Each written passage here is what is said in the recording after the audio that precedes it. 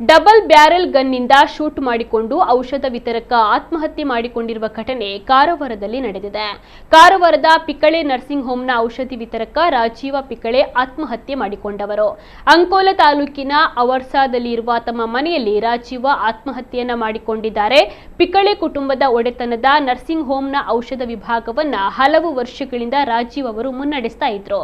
ಇತ್ತೀಚೆಗಷ್ಟೇ ಅವಧಿ ಮೀರಿದ ಔಷಧವೊಂದನ್ನ ರೋಗಿಯೊಬ್ಬರಿಗೆ ನೀಡಿದರು ಎಂದು ಆರೋಪಿಸಿ ವ್ಯಕ್ತಿಯೊಬ್ಬರು ರಾಜೀವರ ಜೊತೆ ವಾಗ್ವಾದವನ್ನ ನಡೆಸಿದ್ರು.